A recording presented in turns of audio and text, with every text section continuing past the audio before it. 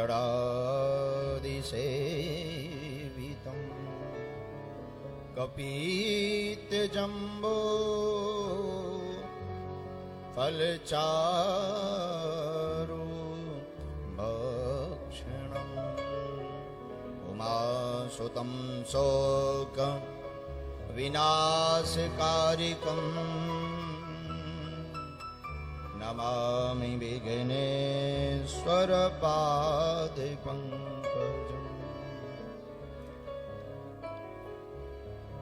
मनोजवं मारुतितुल्यवेगं जितेन्द्रियं बुद्धिमतां वरिष्ठं वातात्मजं वानरयूथमुख्यं श्रीरामदूतं शरणं प्रपद्ये। श्रीसीतानाथसमारम्भां श्रीरामानन्दार्यमध्यमाम् अस्मदाचार्यपर्यन्तां वन्दे श्रीजगद्गुरु परम्पराम्। लालो देह लालीलस अरुधरि लाल लंगूर वज्र देह दानव दलन जय जय जय कपीसूर। बोलिए श्री सीताराम जी सरकार की, श्री अनंत बलवंत श्री बागेश्वर बालाजी महाराज की, सदगुरु भगवान सन्यासी बाबा की, दिव्य दरबार की, श्री प्रियाकांत जी सरकार की, श्री व्यास जी महाराज की, अपने अपने मताई बाप की, अपने अपने गुरु महाराज की। नमः पार्वती पतये हर हर महादेव। श्री सदगुरुदेव भगवान सन्यासी बाबा की। ईशावास्यमिदं सर्वं सबय भूम गोपाल की। बागेश्वर धाम के दिव्य प्रांगण में पूज्य ठाकुर जी के श्रीमुख से श्री बागेश्वर बालाजी के चरणों में दिव्य प्रांगण में यह श्रीमद् भागवत कथा महामहोत्सव विगत प्रथम दिवस से शनय शनय धीरे धीरे आज सप्तम दिवस में हम आप सब प्रवेश कर रहे हैं। परम सौभाग्य की बात यह है कि आपने यहाँ पधार करके श्री ठाकुर जी की कथा को हम आप सबको श्रवण करके करवा कर बड़ा अनुग्रहित किया। और आज सप्तम दिवस है कथा का, विलंब बहुत हो गया।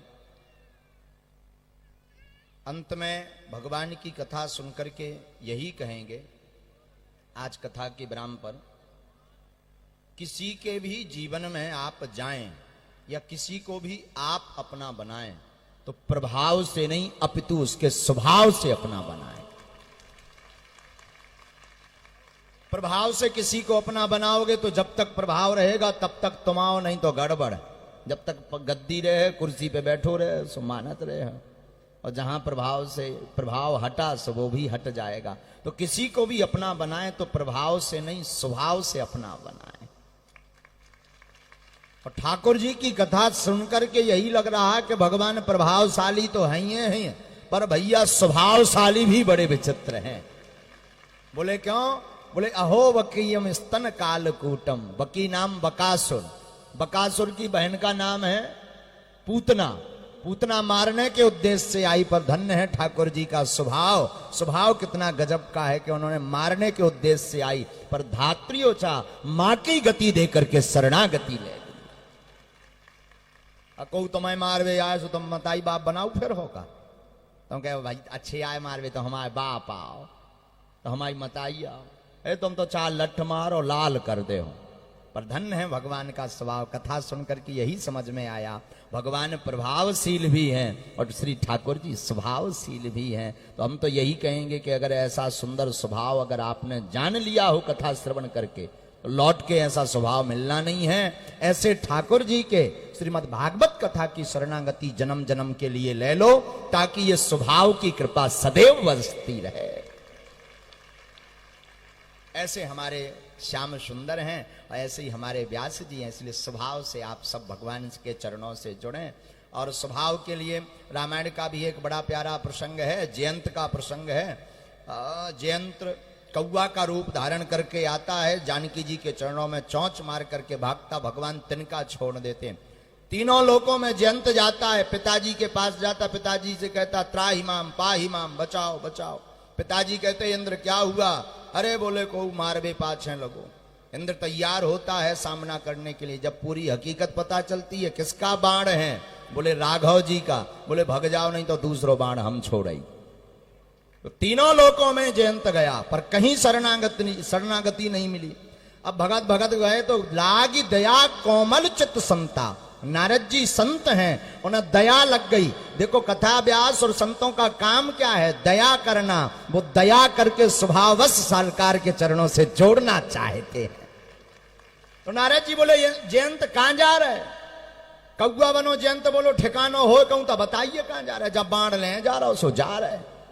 बोले बाण का यहाँ पाछे? बोले मारबे का आरती कर भी अलग मारबे के लाने पाछे लगो। बोले का करो? बोले प्रभु को हमने जो है अपराध कर दो।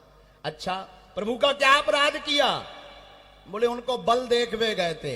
बोले एक काम करो जयंत, को बचा सकत तब ही बचा सकत। बोले लेके उन लोग कौन मोह लेके जाइए? गए थे अनार करवे, अनार करके आ गए। जब भारी देखा डोन को पाछे पर गो, सब कौन से मोह लगा के जाइए।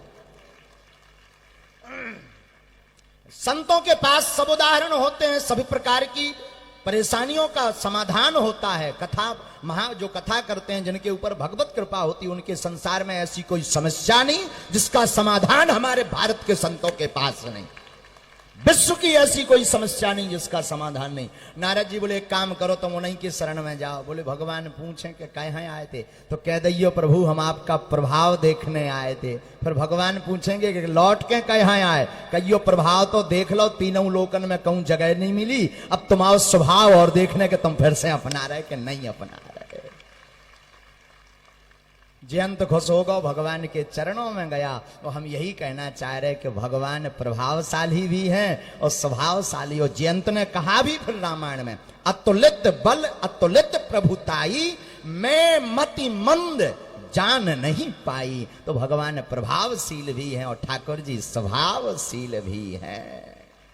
ऐसे 7वें दिन की कथा को शरणागति लेते हुए अब यही कहेंगे कि भगवान स्वभाव के मधुर हैं और हम आप सब उनके चरणों से यही प्रभु से प्रार्थना कि 7 दिन की कथा का फल मिले, कि जन्म जन्म उनके चरणन से, गुरु जी के चरणन से जुड़े रहिए और ऐसी कथा प्रतिदिन सुनत रहिए बैठ के।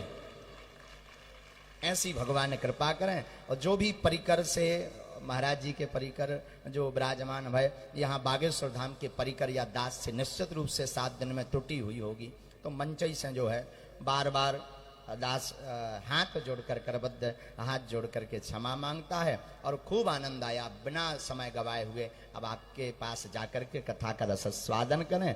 लेकिन आपका वही है, बोलना पड़ेगा और जोर से बोलना पड़ेगा, और जोर से बोलना पड़ेगा। बोलो प्रियाकांत जू सरकार की। बुंदेलखंड की नाक ना कटाओ तनक तान के बोलो, आगे के लगे हरो। और जोर से बोलो, 2 हाथ उठा के। जय हो बागेश्वर धाम की।